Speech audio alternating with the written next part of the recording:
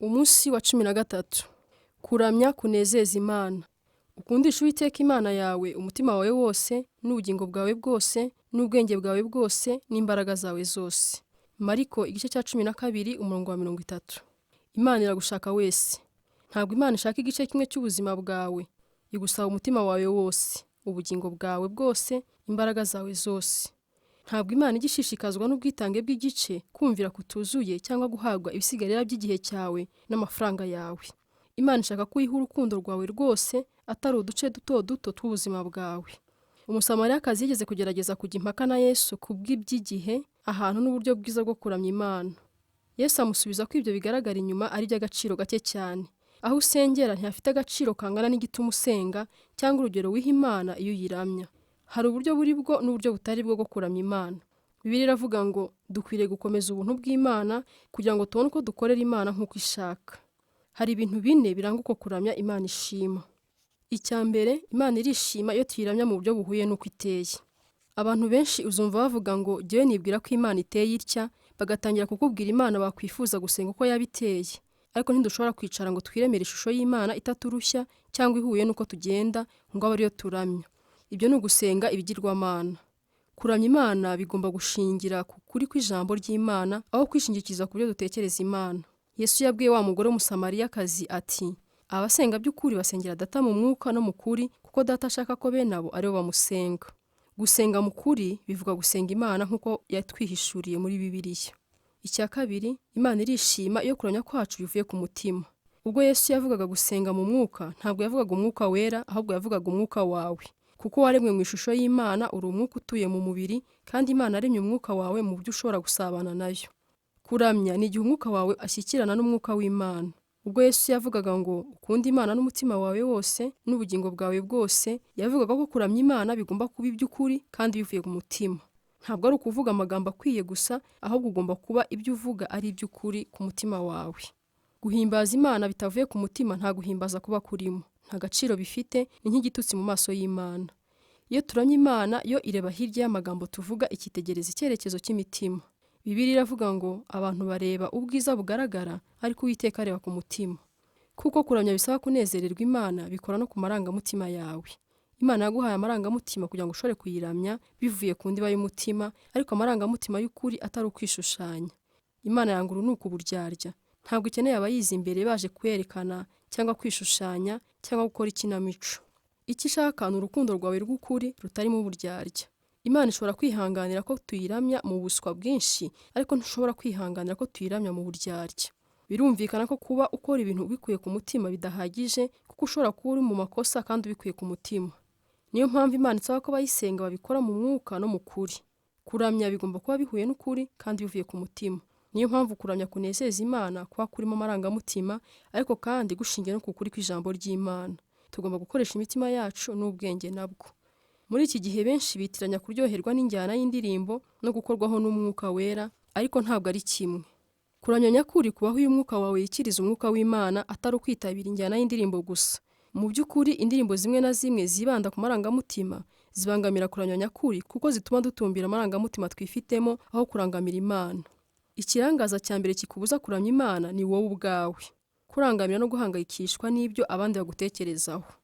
Abakristo ntibahuza ibitekerezo ku buryo bukwiye cyangwa bw'ukuri bwo kugaragariza Imana ishimwe ryabo, ariko impaka zabo nta kindi zihishura uretse ko batandukanye mu mico n'aho bakomoka.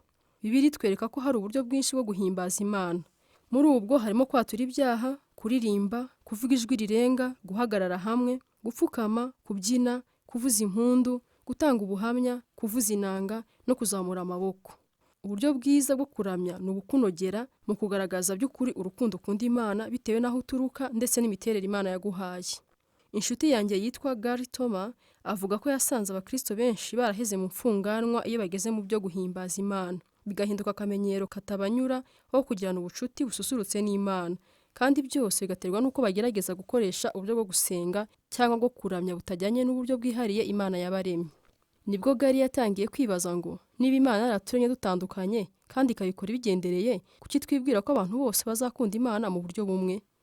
Uko yagendaga asoma ibitabo by'abanditsi bazwi b'Abakristo kandi akaganira n'Abakristo bakuze mu kwizera, Gari yaje gusanga Abakristo baragiye bakoresha uburyo butandukanye bwo kwegera Imana kuva imyaka 2000 ubukristo bumaze ku isi.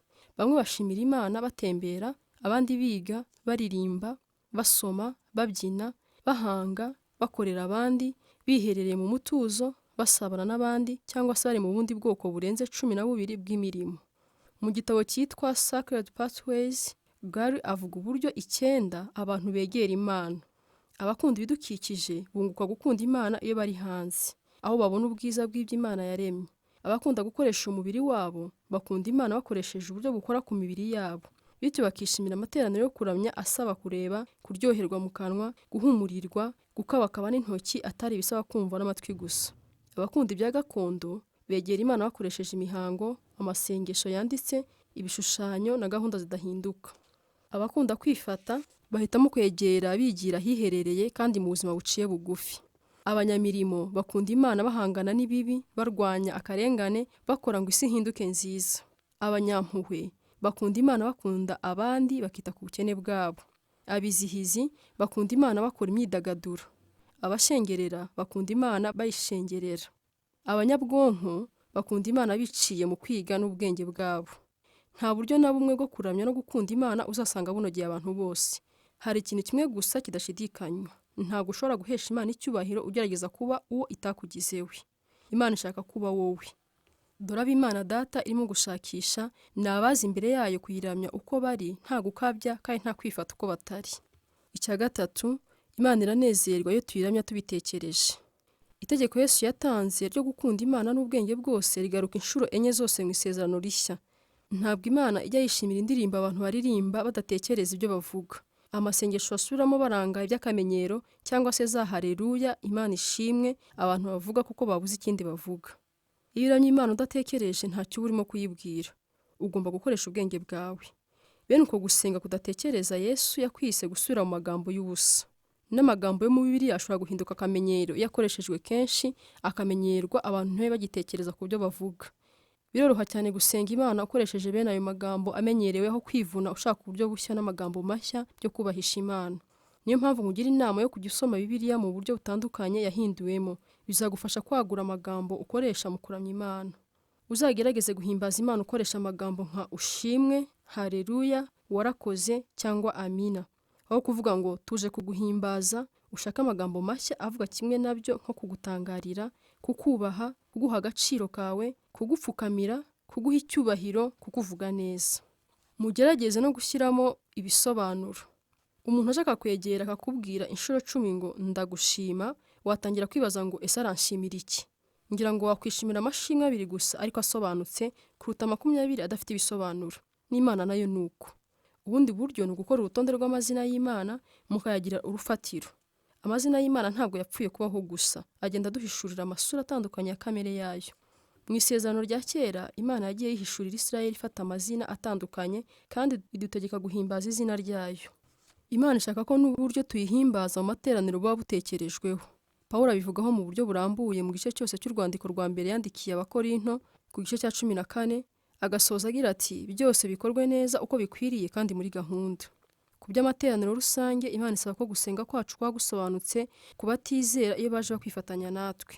Pawulo agira ati haramutse hariho abashyitsi bari hagati muri mwe, igihe mushima Imana mu mwuka, baramutse batumvise ibyo uvuga, bazamenya bate igihe bagomba kwikiriza ngo amen. Ku bwawe ushobora kuba ushimiye neza koko, ariko ba bandi ntacyo baba bungutse.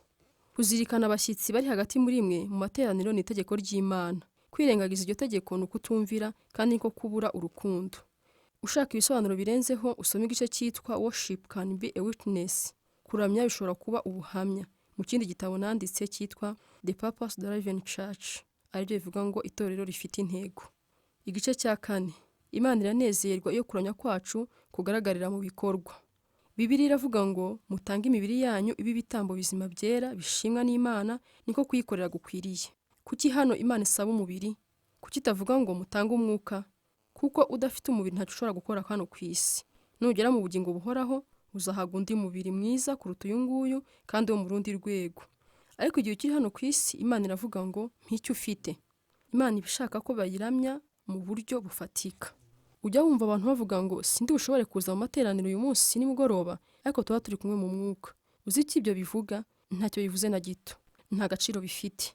Igihe cyose uri hano ku isi, mwuka wawe nta handi ushobora kuba uretse aho umubiri wawe uri. Niba umubiri wawe uri bube udahari, ubwo nawe wese ntuhari. Mu kuramya Imana dusabwa gutanga imibiri yacu nk'ibitambo. Ubundi twumva igitambo nk'ikintu cyapfuye, ariko Imana ishaka kuba igitambo kizima. Imana ishaka kubaho ku bwayo. Ikibazo cy'igitambo kizima nuko kenshi gikururuka kikava ku gicaniro, kandi natwe kenshi ibyo turabikora. Ku cyumweru tukaririmba ngo nimuze ngabo za Yesu tujye mu ntambara, hanyuma kuva ku wa mbere tukigendera uko isi igenda. Mu isezerano rya kera Imana yishimiraga ibitambo by'uburyo bwinshi baturaga, kuko byashushanyaga igitambo Yesu yadutangiye ku musaraba. Uno munsi Imana inezezwa n'ibitambo byo kuyiramya by'ubundi buryo: amashimwe, guhimbaza, guca bugufi, kwihana, amaturo y'amafaranga, gusenga, gufasha abandi no gufasha abari mu bibazo. Kuramya nyakuri bisaba ikiguzi.